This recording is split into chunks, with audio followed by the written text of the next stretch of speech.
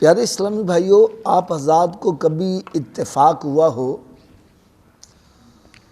حضور داتا گنج بخش رحمۃ اللہ تعالی علیہ کے عرس شریف پر حاضری کا؟ آپ نے دیکھا ہوگا وہاں رش بہت زیادہ ہوتا ہے۔ جب کوئی ساتھی بچھڑ جائے تو اس کو تلاش کرنا مشکل ہو جاتا ہے، اور اللہ تعالی ہم سب کو توفیق عطا کرے، ہم حج کریں۔ حج کے موقع پر بہت زیادہ رش ہوتا ہے، بہت زیادہ رش ہوتا ہے۔ لاکھوں کی تعداد میں مسلمان وہاں پر اکٹھے ہوتے ہیں، اور پھر وہاں پر لباس بھی سب کا ایک جیسا ہی ہوتا ہے۔ تو وہاں پر کوئی بندہ بچھڑ جائے تو کئی دن تک بچھڑا رہتا ہے۔ تو صحابہ کرام علیہم رضوان کے ذہن میں ایک پریشانی سی لاحق ہوئی۔ سرکار صلی اللہ علیہ وسلم کی بارگاہ میں عرض کرنے لگے، یا رسول اللہ صلی اللہ تعالی علیہ وسلم، ہمارے ماں باپ آپ پر قربان جائیں، آج اگر یہاں پر کوئی اکٹھ ہوتا ہے تو ساتھی بچھڑ جائے، تلاش کرنا مشکل ہو جاتا ہے، تو قیامت کے روز تو تمام انبیاء کرام علیہم السلام اور ان کے سارے امتی بھی وہاں پر حاضر ہوں گے، تو اتنے بڑے رش میں آپ اپنے امتیوں کو کیسے پہچانیں گے؟ اس سے پتہ چلا کہ الحمدللہ صحابہ کرام علیہم رضوان کا بھی یہ عقیدہ ہے کہ ہماری بخشش ہوگی تو سرکار کے صدقے سے ہی ہو۔ یا رسول اللہ صلی اللہ تعالی علیہ وسلم، آپ اپنے امتیوں کو کیسے پہچانیں گے؟ تو میرے آقا صلی اللہ علیہ وسلم نے ارشاد فرمایا، میرے صحابہ، میرے لیے اپنے امتی کو پہچاننا مشکل نہیں ہوگا۔ مفہوم ہے کہ جس طرح اگر 100 کالے گھوڑے ہوں، اس میں 200 سفید گھوڑا چھوڑ دیا جائے، آپ کا کیا خیال ہے سفید گھوڑوں کو تلاش کرنا مشکل ہوگا؟ دور سے ہی پہچانے جا رہے ہوں گے۔ فرمایا یاد رکھو، میرا امتی جب وضو کرتا ہے، وضو کا پانی جہاں جہاں لگتا ہے، قیامت کے روز اتنا حصہ سورج اور چاند سے زیادہ چمک رہا ہوگا، میں دور سے دیکھ کر پہچان جاؤں گا میرا امتی آ رہا۔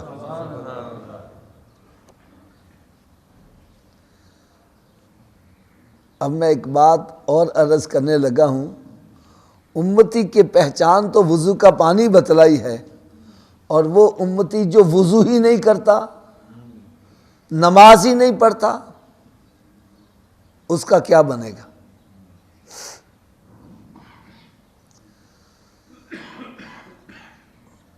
یاد رکھو، جو بندہ یہ چاہتا ہے کہ اللہ تبارک و تعالی مجھے وسیع رزق عطا کرے، میری تنگ دستی دور ہو جائے، تو یہ نسخہ یاد رکھو، کوشش کرو ہر وقت باوضو رہو۔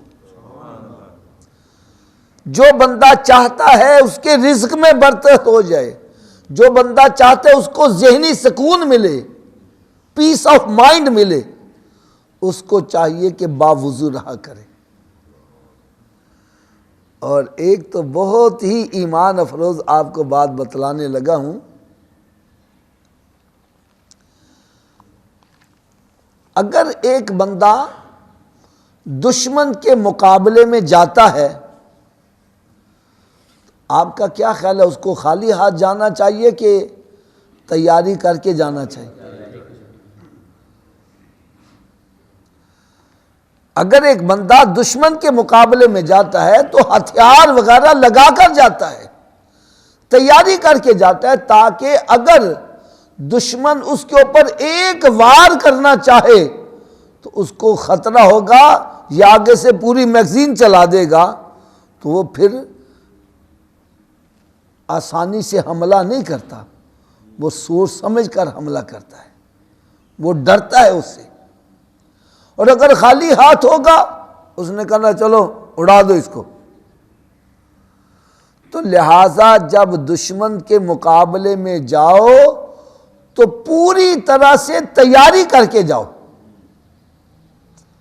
اپنے ہتھیار وغیرہ سجا کے جاؤ، خوب تیاری کر کے جاؤ۔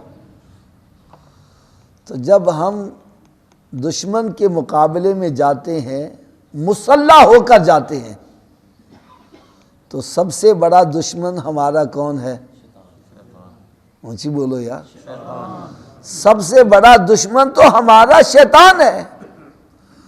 تو شیطان کے خلاف بھی تو ہمیں مسلح ہونا چاہیے۔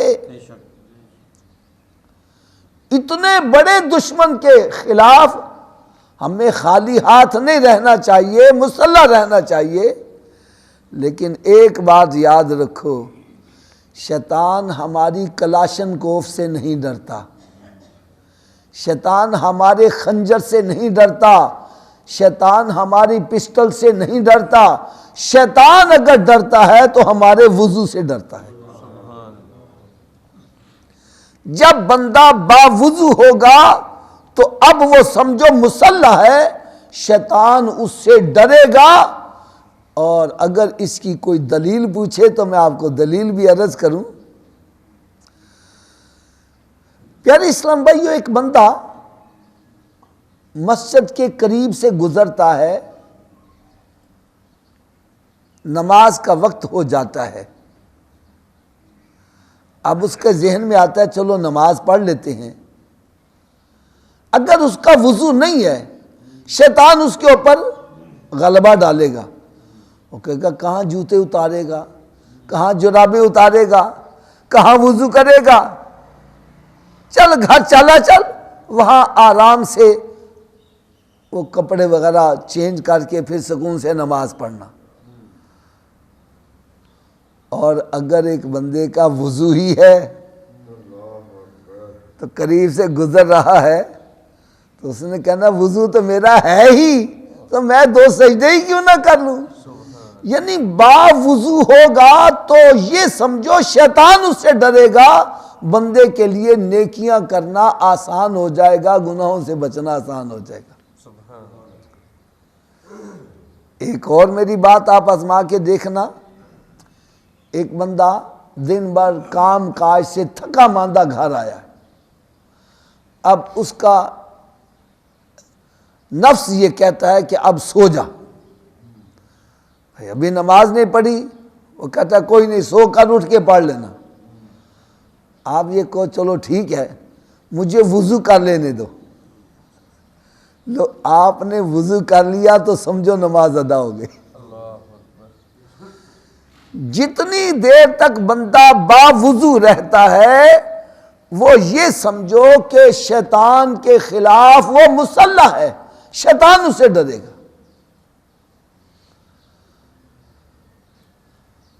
ایک اور میں چھوٹا سا اشارہ کر دوں،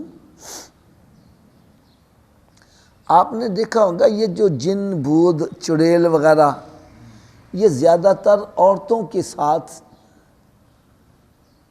مردوں کے ساتھ کم ہوتے ہیں۔ اس کی وجہ کیا ہے کہ یہ سب ناپاکی کی طرف، مرد عموماً پاک صاف رہتا ہے، عورت کے اوپر کچھ ایسے ایام ہیں وہ ناپاک ہی رہتی ہے۔ لہٰذا یہ جتنے بھی شیطان ہیں، جنات ہیں، شیطان بھی تو جنوں میں سے ہی ہے نا، تو یہ بندے کے اوپر حاوی ہوتے ہیں جب بندہ ناپاک ہوتا ہے۔ تو اگر باوضو رہے تو اللہ تبارک و تعالیٰ اس کی حفاظت فرماتا ہے۔ تو آئیے آج ہم وضو کرنے کا مسنون طریقہ، سنت طریقہ، پہلے میں نے فرائض بتلائے تھے اور قرآن مجید کی جو میں نے آج آیہ مبارکہ تلاوت کی ہے، یہ سورہ مائدہ 6 پارہ ہے، اس کے دوسرے رکوع کی پہلی آیہ مبارکہ ہے۔ ایک آپ کو عشق اور محبت کی بھی بات بتلاتا چلا جاؤں. ہم کافی دنوں سے یہ نماز کی شرائط اس کے اوپر گفتگو کر رہے ہیں. تو میں نے یہ بتلایا تھا شرط پہلے ہوتی ہے، مشروط بعد میں ہوتا ہے. ہم نے نماز پڑھنی ہے تو نماز کے لیے جو شرائط ہیں یہ پہلے کرنی ہوں گی اور بعد میں وہ نماز ہوگی. ایسے ہی ہے نا. اب پیارے اسلام بھائیو، یہ سورہ مائدہ جو ہے یہ مدنی سورت ہے. جہاں سے سورت شروع ہوتی ہے نا تو اس کے سائڈ پہ لکھا ہوتا ہے مکی ہے یا مدنی ہے، آیتیں کتنی ہیں. تو آپ حضرات بھی چھٹا پارہ کھول کے دیکھیے گا، یہ آپ کو ایمان کی تازگی کا سبب ہوگا. غور کرنا ذرا. سورہ مائدہ مدنی ہے. مدنی سورت کون سی ہوتی ہے، مکی سورت کون سی ہوتی ہے؟ تو پیارے اسلام بھائیو، اس کا جواب علماء کرام نے یہ دیا کہ ہے سارے کا سارا کلام الہی، لیکن جب پیارے آقا صلی اللہ علیہ وسلم مکہ معظمہ میں تھے جو کلام اترا وہ بھی مکی ہو گیا، اور نبی پاک صلی اللہ علیہ وسلم جب ہجرت فرما کر مدینہ منورہ تشریف لائے اب آپ مدنی کہلائے تو جو کلام اترا وہ بھی مدنی. اتفاق کی بات ہے کہ یہ ماہ مبارک بھی رجب شریف کا ہی ہے. رجب شریف کی 27ویں شب کو اللہ تعالیٰ نے اپنے محبوب کریم صلی اللہ علیہ وسلم کو اپنا دیدار بلا حجاب کروایا. تو معراج شریف کے موقع پر رب تعالیٰ نے اپنے محبوب کریم صلی اللہ علیہ وسلم کے امتیوں کو نماز کا تحفہ عطا فرمایا. تو نماز فرض ہوئی ہے مکہ معظمہ میں. کہاں فرض ہوئی؟ اور وضو مدینہ منورہ میں. سورہ مائدہ میں اسی لیے کہہ رہا ہوں آپ خود آنکھوں سے دیکھیے گا، آپ کو عین الیقین کا درجہ حاصل ہوگا. سورہ مائدہ یہ مدنی ہے، یہ ہجرت کے بعد نازل ہوئی. اب میرا آپ سے سوال یہ ہے کہ وضو نماز کے لیے تو شرط ہے، تو وضو پہلے ہونا چاہیے، نماز بعد میں ہوگی نا. تو نماز کا حکم مکہ معظمہ میں اور وضو کا حکم مدینہ منورہ میں. تو میرا آپ سے ایک سوال ہے کہ کیا مکہ معظمہ میں جو نمازیں پڑھی گئی بغیر وضو کے پڑھی گئیں؟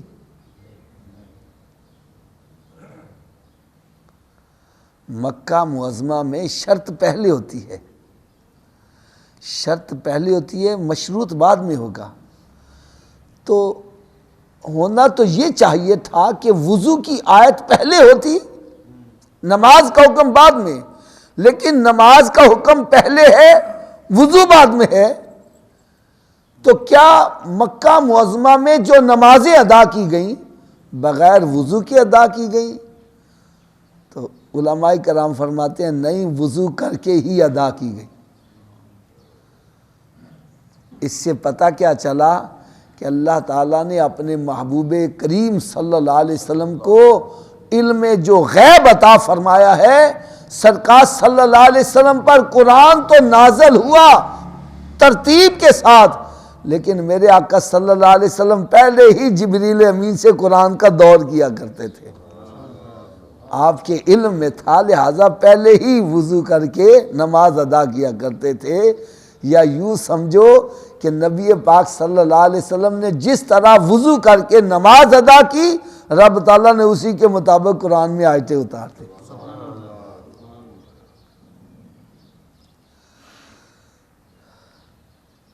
تو وضو کرنے کا سنت طریقہ، مسنون طریقہ کیا ہے کہ جب بندہ وضو کرنے لگے تو اپنے دونوں ہاتھوں کو یہ کلائی تک، گھٹوں تک دھو لے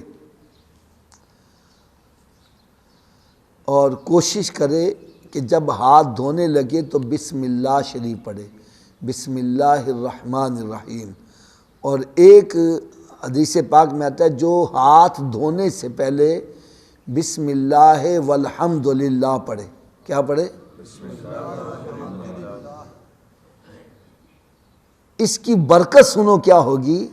فرمایا جب بندہ وضو کرتا ہے تو ہاتھ پاک ہوتے ہیں، اگر بسم اللہ والحمدللہ پڑھے گا تو اس کا باطن بھی پاک ہوتا جائے گا. اللہ تعالیٰ اس کو ہر قتلے کے بدلے میں ثواب عطا فرمائے گا. تو لہٰذا بسم اللہ والحمدللہ پڑھ کر دونوں ہاتھوں کو دھو لیا جائے اور اس کے بعد پھر کلی کریں. کیا کریں جی؟ کلی کریں.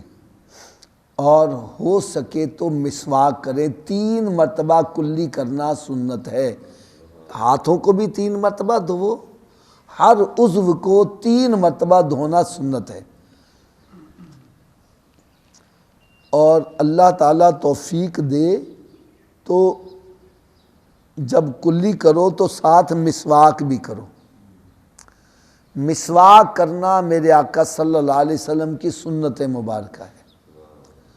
حدیث مبارکہ میں آتا ہے کہ مسواک میں سوائے موت کے ہر مرض کا علاج موجود ہے.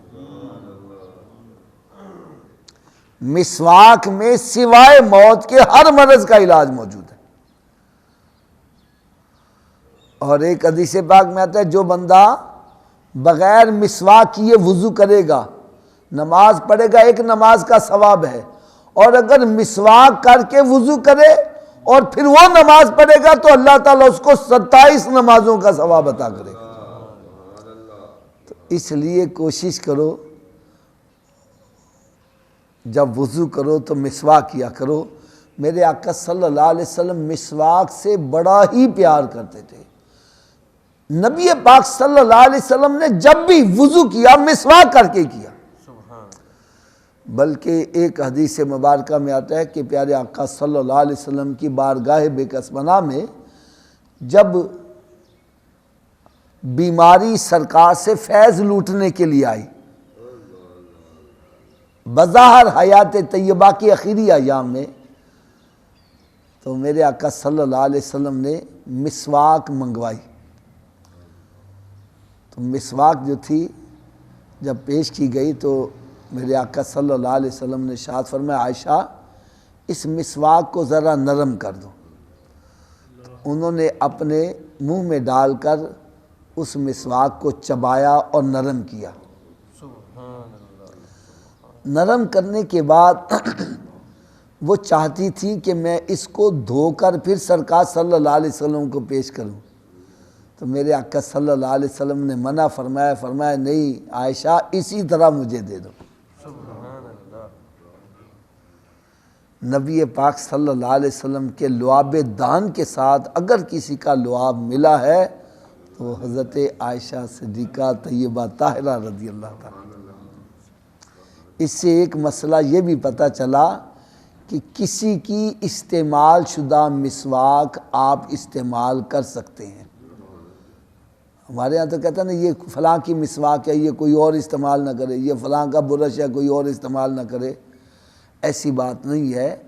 آپ کسی اور کی مسواک استعمال شدہ وہ آپ استعمال کر سکتے ہیں، بلکہ یہ میرے آقا صلی اللہ علیہ وسلم کی سنت مبارکہ ہے. تو مسواک میں مرضوں کا علاج موجود ہے. مسواک کرنے سے منہ صاف ہوتا ہے اور انسان کے اندر سے جو گندے مادے ہیں مسواک کی وجہ سے وہ بھی نکل آتے ہیں. تو لہٰذا کوشش کرو مسواک کرنا اپنی عادت بناؤ. مسواک کے بارے میں آپ کو میں یہ بھی بتلاؤں، مسواک جو ہے وہ چھوٹی انگلی جو ہے اس سے موٹی نہیں ہونی چاہیے. بعض بندے بڑی بڑی موٹی موٹی مسواک استعمال کرتے ہیں، نہیں، یہ چھوٹی انگلی جو ہے اس سے موٹی نہیں ہونی چاہیے اور ایک بالش سے لمبی نہیں ہونی چاہیے. جب مسواک کو پکڑو تو 3 انگلیاں اوپر ہوں، یہ انگلی اور انگوٹھا نیچے پڑ کے مٹھی میں بند کر کے مسواک کو پکڑنا، اس سے بیماریوں کے لاحق ہونے کا خدشہ ہے۔ بعض فرماتے ہیں کہ اس سے بواسیر ہو جاتی ہے۔ مٹھی بند کر کے مسواک کو اسی طرح پکڑ کر استعمال کرنا یہ خلاف سنت ہے۔ مسواک کو جب پکڑو 3 انگلیاں اوپر ہوں، یہ انگلی اور انگوٹھا اس طرح نیچے ہو، اور استعمال کرنے کا طریقہ یہ سب سے پہلے دائیں اوپر والے جبڑے پر کرو، پھر بائیں اوپر والے جبڑے پر، پھر دائیں نیچے والے جبڑے پر، پھر بائیں نیچے والے جبڑے پر۔ جس طرح باہر کیا ہے اسی طرح اندر کیا جائے۔ سب سے پہلے اندر اوپر والا جبڑا، پھر بایاں اوپر والا جبڑا، پھر دایاں نیچے والا جبڑا، پھر بایاں نیچے والا جبڑا۔ یہ مسواک کرنے کا سنت طریقہ ہے۔ کوشش کرو کہ جہاں پر آپ اپنی جیب میں پینسل رکھتے ہو، پین رکھتے ہو، وہاں ایک چھوٹی سی جیب مسواک کے لیے بھی بنا لو۔ اس کا فائدہ یہ ہوگا کہ جب بھی آپ وضو کرو گے تو مسواک آرام سے نکال کے استعمال کرنا آسان ہوتا چلا جائے گا۔ تو دونوں ہاتھ دھونے کے بعد 3 مرتبہ کلی کرو اور مسواک کرو، اور پھر ناک میں پانی چڑھانا ہے نرم ہڈی تک۔ اس میں بھی دیکھو اگر ناک کے اندر کوئی میل وغیرہ لگی ہے تو چھوٹی انگلی سے اندر سے اچھی طرح میل وغیرہ اتار لو، اور جب غسل بندے نے کرنا ہے اگر میل یا رینٹھ اتنی جمی ہوئی ہے کہ جلد تک پانی نہیں پہنچ سکتا تو پھر اس کا چھڑانا فرض ہو جائے گا۔ تو بہرحال کوشش کریں ناک کے اندر جب پانی ڈالیں تو انگلی کے ساتھ اندر سے اچھی طرح صاف کریں، اور بائیں ہاتھ سے اپنے ناک کو صاف کریں۔ آج یہاں تک انشاءاللہ تعالی بقایا جو مسنون طریقہ ہے وہ انشاءاللہ تعالی آئندہ درس میں بتلایا جائے گا۔ اللہ تبارک و تعالی سے دعا ہے کہ اللہ تعالی مجھے اور آپ سب کو سمجھنے کی اور عمل کرنے کی توفیق عطا فرمائے۔